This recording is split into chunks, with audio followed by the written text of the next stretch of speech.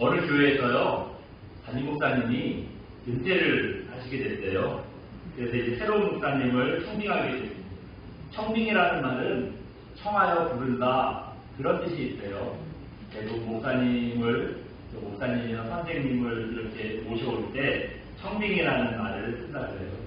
청빙 공고를 냈더니 여러 목사님들이 지원했는데요. 그 중에 한 목사님의 그 이력이 되게 독특했다 그래요. 그분의 이력이 어땠는지 한번 잠깐 보여주세요. 네. 같이 한번 읽어볼까요? 저는 감옥에 몇 번 다녀왔습니다. 마르다니에서 설교 도중 성도들이 졸게 되었습니다. 그래서 설교를 시작하면 한방문까지 합니다. 건강부터 좋지 않습니다. 한 교회에 오래 머물지는 못합니다. 예, 이런 이력을 써놨어요. 여러분, 제가 은퇴하고 만약에 우리 교회에 새로운 목사님 모신다면 저런 목사님 청빙할 수 있겠어요? 예. 무슨 일인지는 몰라도 목사가 감옥에 갔다 왔대요. 그것도 한 번도 아니고 여러 번 갔다 왔대요. 설교도 좀 빡빡하게 해야 되는데 얼마나 지루한지요. 설교들을 수시로 졸게 만든다는 거예요. 그 목사들이 큰 딜레마예요. 그래가지고 저분 조시는데 깨우고 싶은 마음이 있거든요. 그래서 옆 사람을 깨우면, 목사님 눈치 줘가지고 깨우면서 그러네요. 지가 재워놓고 그러다는 거예요. 참 어려워요. 또 거기다가 이 지루하게 자기 설교를 지루하지 않으면 좀 짧게라도 하면 그렇잖아요. 한밤중까지 한다는 거예요. 밤새도록 한대요. 또 건강도 좋지 않대요. 이분을 청빙하면은 목사님이 성도님들 그 병원 신방 다녀야 되는데 잘못하면은요, 성도들이 목사님 병원 신방 다니는 사람 바꿀 수도 있어요. 네. 여러분, 마지막 이력은 이해가 가요. 한 교회에 오래 머물지는 못합니다. 저렇게 결격사유가 많으니 그게 오래 붙어있을 수 있겠어요? 쫓겨나는 거죠. 예. 근데 여러분, 저 목사님이 누군지 알아요? 한번 잠깐 보여주시겠어요? 누구래요? 네. 예. 사도바울 목사님. 여러분, 이 바울 선생님 이력을 한번 생각해 보면 지금 저 써있는 말들은 사실이잖아요. 예. 사도바울이 감옥에 왜 갔습니까? 복음 전하다가 몇 번씩이나 감옥에 갔어요. 또 고린도후서 10장 10절에 보시면 바울을 비난하는 사람들이요, 이런 얘기를 해요. 바울의 편지, 그러니까 그 신약 성경이잖아요. 바울의 편지들 보면은 글을 쓰는 게 무게가 있고 힘이 있는데 막상 바울을 만나보면 약하고 말하는 것도 시원치 않고 바울이 그렇더라, 이런 비난을 합니다. 이렇게 말도 어리버리하게 잘 못하면은, 근데 그러면서도 설교를 한번 시작하면은요, 바울이 끝도 없어요. 한번 시작하면 오감까지 합니다. 사도행전 20장 보면은 바울이 설교를 얼마나 재미없고 오래 하는데요, 유도거라는 청년이 창틀에 앉아서 설교를 듣다가 꾹꾹꾹 좋은 거예요. 근데 이 창문이 몇 층짜리 창문이었죠? 3층이. 돌다가 떨어졌어요. 죽었습니다. 사람들이 깜짝 놀라가지고 막 뛰어나가봤는데 죽어있잖아요. 바울이가 기도해가지고 유도거를 챙기고요, 한바탕 난리가 났어요. 죽은 사람도 살릴 정도로 능력은 있는데 설교는 좀 재미가 없었나 봐요. 예. 또 바울은 걸어다니는 종합병원이라고 할 정도로 안 아픈 데가 없었어요. 그럴 만도 한 게요, 여러분 복음 전하다가 뇌를 얼마나 만들었어요. 예. 또 감옥에 수시로 갇히고요, 전도회를 하면서 죽을 고비를 수도 없이 넘겼잖아요. 그러니 건강한 사람도 건강은 다 상할 수밖에 없겠죠. 마지막으로 바울은 개척하고 돌봐야 될 교회들이 너무 많은 거예요. 신약 성경에 나오는 대부분의 교회들이 바울이 다 세운 교회라고 해도 바울이 아닐 정도잖아요. 그러니 돌봐야 될 교회가 많아서요, 한 교회만 오래 있을 수 없는, 이 교회에서 한 몇 개월 있다가 다른 교회 가고, 또 편지를 들어봤더니 또 그게 문제가 생겨서 또 얼른 쫓아가고, 이래서 한 교회에 오래 있을 수 없었다는 겁니다. 그렇다 보니 저 이력에 쓴 것처럼 자기는 한 교회에 오래 머물지는 못합니다. 그렇게 이력이 나옵니다. 어떻습니까? 여러분, 저 이력만 보면 진짜 문제 많은 목사님이라고 생각했는데 그게 아니었죠. 누구보다 신실한 바울 선생님이었습니다. 이렇게 사도 바울은요, 하나님의 일이라면은 누구보다 앞장서는 사람이에요. 그래서 우리는 바울의 열심은 우리가 다 인정하는 바죠. 이렇게 개인적으로 사도 바울이 하나님의 부르심에 제일 앞장선 사람이었다라고 우리가 생각한다면, 또 단체로요, 하나님의 부르심에 제일 앞장서는 사람들이 있어요. 그 사람들이 누구냐? 한번 잠깐 보여주시겠어요? 누구래요? 유다. 네, 유다 집사입니다. 우리는 유다라고 읽는데 이게 사실 히브리어거든요. 이스라엘 구약 성경 기록된 히브리 말이에요. 근데 원래 이 히브리어는 우리는 이렇게 읽는데 반대로 왼쪽에서 이게 왼쪽에서 오른쪽으로 읽는다고 그랬죠. 그래가지고 유다라고 했는데 실제로 이 방들을 쪼개보면 예후다하, 이게 이제 유다의 발음이에요. 이 유다 지파가요, 사도 바울 못지않게 하나님의 일이라면은, 하나님의 명령이라면은 제일 앞장서는 사람들이에요. 여러분, 이스라엘 민족은 야곱의 12아들 집안들이 모여서 이제 나라를 세운 그런 민족입니다. 이 12아들들의 집안을 각각 지파라고 불러요. 12지파 하면 야곱의 12아들들이 이제 각각 한 지파씩 되는 겁니다. 그 중에서도 유다는요, 넷째 아들이에요. 야곱의 넷째 아들, 유다 집안에 대한 얘기가 오늘 본문에 짧게 나옵니다. 오늘 우리가 사사기를 시작되는 말씀을 봤는데요. 이 사사기가 시작되는 시점은 언제냐면, 가나안 정복 전쟁이 이제 어느 정도 마무리가 되어갈 때예요. 앞에 있는 여호수아가 가나안을 정복하는 그 정복 전쟁의 내용이잖아요. 그리고 이제 그게 어느 정도 마무리가 되는 시점에 사사기를 기록하게 되었습니다. 그런데 이 가나안 정복을 완전히 마무리하지 못한 상황에서 당시의 지도자였던 여호수아가 죽어버렸어요. 그렇다고 여호수아가 전쟁을 치르다 죽은 건 아니고요. 나이가 많아져서 노안으로 죽게 된 겁니다. 이때 여호수아의 나이가 110세였어요. 예. 여호수아는 없지만 하나님의 명령이고 시작한 일이니 이 전쟁 마무리해야 되잖아요. 그래서 마무리를 해야겠는데 어떻게 마무리해야 되나 아마 사람들이 고민 좀 했을 거예요. 하나님께 기도해서 어떻게 해야 될지 물어봅시다. 이렇게 서로 기도하고 물어봅니다. 그래서 어느 지파가 나가서 싸워야 합니까? 하나님께 여쭤봤더니요, 하나님께서 이런 답을 주시는 거예요. 우리 오늘 본문 2절 같이 한번 읽어봅니다. 함께 봅니다. 시작. 여호와께서 이르시되 유다가 올라갈지니라 보라 내가 이 땅을 그의 손에 넘겨 주었노라 하시니라.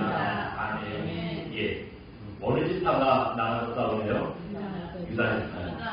그 하나님 명령대로 유다 지파가요, 이제 아직 다 정복하지 못한 나머지 땅들을 정복하러 나갑니다. 우리는 여기 2절, 3절까지만 읽어봤는데 뒤에 얘기를 조금 더 해드릴게요. 유다 지파가 나가서 싸우려니까 나가서 싸웠죠. 가나안 족속과 그 다음에 브리스 족속이랑 나가서 싸워서요, 큰 승리를 거둡니다. 이때 자라나는 아도니 베색이라는 가나안 족속의 왕 아도니 베색이라는 사람을 잡았어요. 잡아가지고 아도니 베색에 엄지발가락을 잘라버렸어요. 왜 엄지손가락, 발가락을 잘라냐면요, 여러분 엄지손가락 자르면 나머지 네 손이 남잖아요. 이걸로 뭘 지면 잘 지을 수 있을까요? 간단하게는 지을 수 있지만 칼 같은 거 싸울 정도로 지지는 못할 거 아니에요. 또 엄지발가락을 왜 잘랐을까요? 우리는 발가락 까짓 거 하나 없어도 사람들이 지장 없어라고 생각하는데 사실 그렇지 않아요. 이 엄지발가락이요, 별거 아닌 것 같은데 우리 몸의 하중을 받쳐주는 그런 역할을 한다는 거예요. 그래서 여러분 엄지발가락 없으면요 잘 못 걷는데요, 또 오래도 못 걷는데요. 제가 닦는데 저도 혹시 그런 일 안 되니 그걸 주셔야 될 것 같아요. 네. 무엇보다도 이게 하중을 분산시 받쳐주지 못하니까요, 무릎도 아프고 고관절도 아프고 허리도 아프고 나중에는 어깨까지 아프거든요. 그러니까 사람이 온전하게 생활을 못하는 거죠. 아도니 베색의 엄지손가락을 자른 건 다시는 물기를 못 잡게 하려는 거였고요. 또 발가락을 자른 건 도망 못 가게 하려는 형벌이었다는 거예요. 이렇게 되고 났더니 아도니 베색이요, 자기 옛날 일을 후회했대요. 무슨 일이냐? 7절에 보시면 이 사람이 얼마나 그 잔인하고 교만한지요. 자기들이 옛날에 그 주변에 있는 70명의 왕들 잡아다가 엄지손가락, 엄지발가락 다 잘라버려. 이게 당시에 문화였나 봐요. 잘라버렸대요. 그리고 자기 밥한 밑에 떨어지는 거 주사 먹게 만들고 뭐 비웃고 그랬다는 거예요. 그런데 내가 그 꼴이 났구나 하고 후회를 했다는 게 10절의 말씀이 나오고 있습니다. 결국 이 아들이 메색도 예루살렘까지 끌려가서 죽고 맙니다. 이게 이제 오늘 여기까지 우리가 살펴본 본문의 내용입니다. 우리는 오늘 본문의 이 유다 지파를 통해서 우리가 하나님을 어떻게 섬겨야 하느냐 이 점을 좀 배울 수가 있습니다. 여러분, 우리가 하나님을 섬겨야 되는데 하나님을 어떻게 섬겨야 될까요? 한번 보여주세요. 같이 읽어봅니다. 하나님을 섬길 때 앞장서야 합니다. 하나님 섬길 때 어떻게 하래요? 앞장서래요. 뒤로 물러나지 말라는 거예요. 앞에 본문에서도 말씀드린 것처럼 누가 먼저 가서 싸울까요? 물어봤을 때 하나님께 진영받은 지파가 어디였죠? 유다 지파예요. 이스라엘에 유다 지파만 있는 게 아니에요. 12지파나 있습니다. 12지파 중에서 이 유다 지파 한 지파가 선택되기가 확률이 뭐 여러분 얼마나 되겠어요? 물론 12지파 중에서 하나니까 복권에 붙을 확률보다는 훨씬 높죠. 그런데 그래도 12지파나 되는 중에 선택받기는 좀 쉽지 않을까 해요. 그런데도 하나님께서 유다 지파를 선택하셨다면 아마 거기에는요 그럴 만한 이유가 있었을 겁니다. 괜히 유다 지파를 선택한 건 아닐 거예요. 사실 오늘 우리가 읽어본 본문에 보면 하나님께서 왜 유다 지파한테 니들이 나가서 싸워라라고 말씀하셨는지 그 이유는 가르쳐주지 않아요. 그래서 우리가 그 이유는 알 수 없는데 이 유다 지파라는 지파를 가만히 좀 생각을 해보면 아 그럴만하다 우리가 생각할 수 있습니다. 왜냐하면요 한번 잠깐 보여주시겠어요? 뭐라고 되어 있죠? 76,500명 민수기 21장 22절 저게 무슨 말이냐면요 앞에 민수기에 보면은 이스라엘 백성들의 숫자를 세는 그런 일이 있었습니다. 그래서 책 이름이 뭐래요? 민수기 백성민자 세음수 그래서 백성들의 숫자를 셌다 해서 저 책 이름이 민수기예요. 근데 유다 지파를 세보니 몇 명이라고요? 106,500명 20살 이상으로 나가서 싸울 수 있는 사람들을 세봤더니 그 사람들이 76,500명이에요. 여러분 76,500명은요 12지파 중에서 제일 많은 숫자였어요.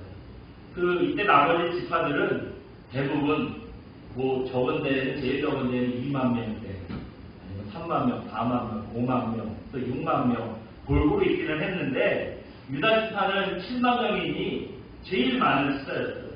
그래서 아마 싸울 숫자가 제일 많으니 하나님께서 나가서 싸우라고 했나보다 우리가 그렇게 생각할 수 있죠. 그것도 아마 그 유다 지파를 나가서 싸우라고 한 적지 않은 이유일 겁니다. 그런데 그것보다는요 또 다른 이유가 있어요. 한번 보여주시겠어요?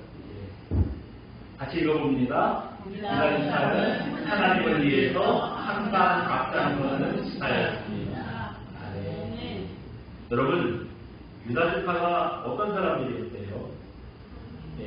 다른 건 몰라도 하나님을 위해서라면요 뒤로 물러서는 적이 없는 사람. 무슨 일이든지 아무튼 매사에 적극적이고 하나님께서 하라 그러시면 알겠습니다 하고 제일 먼저 나서는 사람들이 아마 유다 지파라는 유다 지파가 항상 앞장섰던 그 사례들을 몇 가지 제가 말씀드려 볼게요. 민수기 2장에 보시면 이스라엘 그 12지파가 그 진을 치고 이제 이동하는 그런 내용이 나오고 있어요. 거기 보면 이런 내용이 있습니다. 잠깐 보여주세요. 이 성막을 중심으로요. 동쪽에 세 지파, 서쪽에 세 지파, 남쪽에 세 지파, 북쪽에 세 지파가 있어요. 그래서 이 성막을 중심으로 이제 저렇게 나가는 겁니다. 당시 그 애국을 탈출한 이스라엘 사람들 세보니까요. 200만 내지 300만 명 정도 됐을 거라고 추정을 해요. 여러분, 뭐 우리 뭐 좋은 일은 아닌데 이태원에서 사람들 그때 몇 명이나 했었을까요? 뭐 그 사람들이 그냥 우르르 몰려가기만 해서 막 그 난리가 나잖아요. 근데 수백만 명이 그냥 한꺼번에 있다가 출발 그런다고 막 가보세요. 앞으로 체이고 발에 들고 뭐 별의별 일 다 있을 거 아니에요. 그러니까 하나님께서 그렇게 다니지 말라고.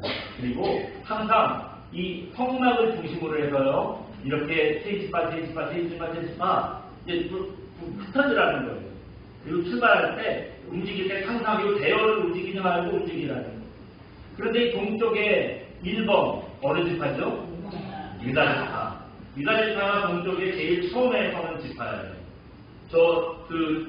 유다 지파가 맨 앞에 있는 동쪽은요, 이 이스라엘 이 진이 움직이는 방향이에요. 그러니까 항상 이스라엘 사람들은 하나님께서 기번에 내킨다고 여기 밑으로 이번엔 루벤이 제일 앞장서서 밑으로 움직여 이게 아니라 항상 동쪽으로 움직여야 돼요. 그래서 혹시 다시 남쪽으로 내려가려면 동쪽에서부터 이렇게 가지고 돌아가지고 내려가고 있다는 거예요. 그렇다 보니 여러분 강을 건너야 할 때 제일 먼저 강을 건너는 지파가 어디 있어요? 유다 지파. 또 싸움을 해야 할 때 제일 먼저 싸움에 나서야 하는 사람은 누구겠어요? 유다 지파. 앞에 뭐만 했다 하면 제일 앞장서가지고 나서는 사람들이 유다 지파라는 거예요. 그건 아닙니다. 민수기 7장에 보시면 저렇게 성막을 세우고요. 하나님께 예물을 드리겠다고 제일 먼저 나섰던 사람들이 누구겠어요? 유다 지파. 또 가나안 정복을 할 때 그 정복하기 제일 어려운 곳이 어디냐? 헤브론 산지라는 곳이에요. 거기에 이렇게 높은 곳에도 있고 헤브론 산지를 올라가는 데는 밑에서 이렇게 막 강하게 올라가야 되는 길이에요. 그러니 위에서는 막기가 얼마나 쉬워요. 무조건 막 뭐든지 막 팔도 쓰고 골뱅이도 내려보내고 이러면 올라가지 못하잖아요. 감히 거기를 정복하겠다고 벌벌 떨고 아무도 못 나서는 거예요. 그때 누가 나서죠? 갈렙. 예. 민수기 여호수아 14장에 보면 80먹은 할아버지 갈렙이요. 이 산지를 내게 주셔서 하나님 큰 소리 치고요. 헤브론 땅을 점령합니다. 이 갈렙이 어느 지파 사람입니다. 유다 지파. 유다 지파예요. 아무도 점령한 엄두를 못 내고 있을 때 갈렙이 갑시다 하니까 유다 지파 사람들이요. 또 거기 쫓아가가지고 죽을 고생하면서 헤브론 땅을 점령을 합니다. 이렇게 굳은 일도 유다 지파, 어려운 일도 유다 지파, 헌신하는 일도 유다 지파, 오늘 본문도 유다 지파. 이렇게 불평없이 늘 먼저 나서고 헌신을 하다 보니 하나님께서 유다 지파를 어떻게 좋아하지 않을 수가 있겠어요. 그래서요, 북이스라엘은 이제 중간에 나라가 그냥 흐지부지 망해버려요. 그 사람들이 어디로 간다도 모르게 다 사라져버려요. 왜냐하면 북이스라엘을 멸망시킨 아수라라는 나라가 북이스라엘 사람들 다 데리고요. 다른 나라들 다 흩어버려요. 그래서 나라를 못 지키고 땅을 빼앗기고요. 그냥 그 북이스라엘은 흐지부지 그냥 역사에서 사라졌어요. 반면에 유다 지파가 중심이 된 남유다는 여러분 지금까지 남아있습니다. 왜냐하면 지금도 이스라엘 사람들 뭐라고 부르죠? 유태인이라고 불러요. 유대인이라고 그래요. 왜 유대인 부르겠어요? 유다 지파에 남은 사람들이라 이 사람들을 유대인 이렇게 부르는 겁니다. 그래서 또 유다 지파에서 여러분 가장 위대한 왕이라는 누가 나왔죠? 다윗이다. 또 그 집안은 계속 왕을 맺으라는 거예요. 무엇보다도 예수님께서 어느 지파를 통해서 오셨겠어요? 유다 지파. 유다 지파는요, 메시아를 맞이하는 놀라운 축복을 누리는 사람들이에요. 유다 지파가 이런 은혜를 받은 건 이유가 뭐겠어요? 하나님의 일이라면 한 번도 물러서지 않고요, 늘 앞장서기 때문입니다.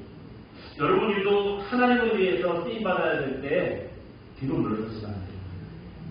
누군가 하나님의 쓰임받아야 할 것이고 누군가 하나님의 일을 이루어야 한다면 여러분과 제가 되시기를 부탁드립니다. 설교를 시작하면서 말씀드렸던 바울 역시 그런 사람이에요. 사도행전 20장 24절 보면 바울이 자기가 어떤 열심으로 하나님 앞에 헌신을 했는지 고백하는 내용이 있어요. 잘 아는 말씀인데요. 같이 한번 읽어볼까요? 한번 보여주시겠어요?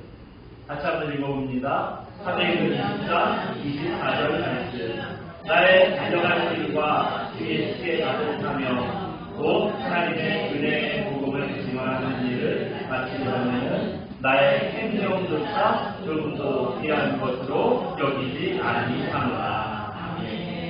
뭐라 그래요? 주님께 받은 사명 감당하는 거, 복음 전하는 거, 아무것도 심지어 목숨까지 아끼지 않고 열심히 뛰었다 그러잖아요. 여러분 목숨도 내놨고 할 말 없잖아요. 네? 목숨까지 내놨다 그러면 거기다 무슨 소를 날 수 있겠어요? 하나님께서 우리를 부르시고 우리에게 원하시는 모습도 바로 이런 모습 아니겠습니까? 함경도 어촌마을에 한 소년이 살고 있었대요. 얘네 할아버지가요 엄청 부자였대요. 얼마나 부자냐? 어촌에서는 여러분 어떤 사람들이 부자죠? 배 가진 사람, 선주. 이 할아버지가요 배를 40척이나 갖고 있는 어마어마한 부자예요. 근데 어느 날 이 할아버지 배들이 다 그 고기를 잡으러 나갔다가 큰 풍랑이 일어서요 한 대도 못 따라오고 다 그냥 침몰해 버렸다는 거예요. 배가 40대가 침몰을 했으니 뭐 대단한 문제겠어요. 사람들이 얼마나 많이 죽었겠어요. 그래서 이 할아버지가 자기에게 만든 재산들이요 다 그때 죽은 피해자 가족들한테 보상을 해주고 빈털터리가 돼가지고요 고향을 떠났어요. 또 이제 이 집안 사람들이 다 뿔뿔이 흩어졌다는 거예요. 이때 얘는 어떻게 됐느냐? 그 캐나다 선교사님 집에 머슴으로 들어갔대요.